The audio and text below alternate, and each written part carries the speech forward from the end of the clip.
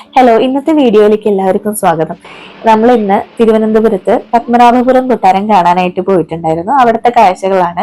പോകുന്ന വഴിക്ക് ഒരുപാട് കച്ചവടക്കാരുണ്ടായിരുന്നു. അവരുടെ പ്രോഡക്റ്റ് ഒക്കെ വാങ്ങുന്നതിന് വേണ്ടിയിട്ട് എല്ലാവരും ഇങ്ങനെ വിളിക്കുന്നുണ്ടായിരുന്നു കേട്ടോ.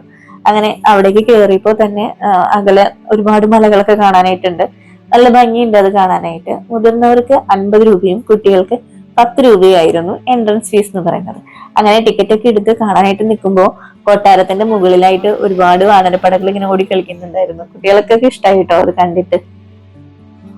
ഇവിടെ ഫോട്ടോസ് മാത്രമേ എടുക്കാനായിട്ട് സാധിച്ചിരുന്നുള്ളൂ. വീഡിയോ അലൗഡ് ആയിരുന്നില്ല. അതുകൊണ്ട് തന്നെ ഒരുപാട് ഫോട്ടോസ് നമ്മൾ ഇതിൽ ഉൾക്കൊള്ളിക്കാനായിട്ട് നോക്കിയിട്ടുണ്ട്. പഴമയെ ഇഷ്ടപ്പെടുന്ന യാത്രകൾ ഇഷ്ടപ്പെടുന്നവർക്ക് ഇതുപോലുള്ള വീഡിയോകളൊക്കെ ഇഷ്ടപ്പെടുമെന്ന് വിചാരിക്കുന്നു. അപ്പോൾ എല്ലാവരും ലൈക്ക് ചെയ്യാനും ഷെയർ ചെയ്യാനും മറക്കരുത്.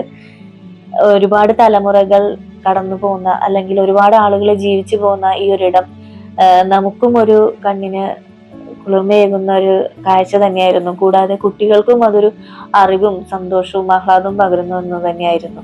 അപ്പൊ നമ്മൾ അവിടെ രാജാവ് അന്തിയുറങ്ങാൻ ഉപയോഗിച്ചിരുന്ന കട്ടിലും മറ്റു സാധനങ്ങളും ഒക്കെ കാണാനായിട്ട് സാധിച്ചു.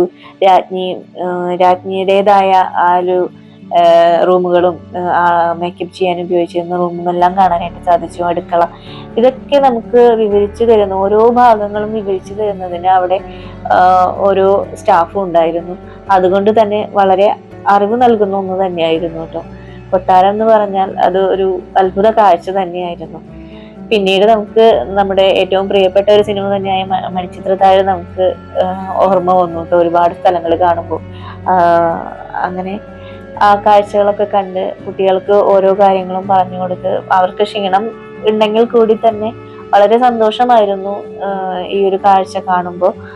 അങ്ങനെ നമ്മൾ കൊട്ടാരത്തിലെ കാഴ്ചകളൊക്കെ കണ്ടതിന് ശേഷം മ്യൂസിയത്തിലേക്ക് വന്നു. അവിടെ പണ്ട് ഉപയോഗിച്ചിരുന്ന ആയുധങ്ങളും മറ്റു കാര്യങ്ങളും ഒക്കെ നമുക്ക് കാണാനായിട്ട് സാധിച്ചു.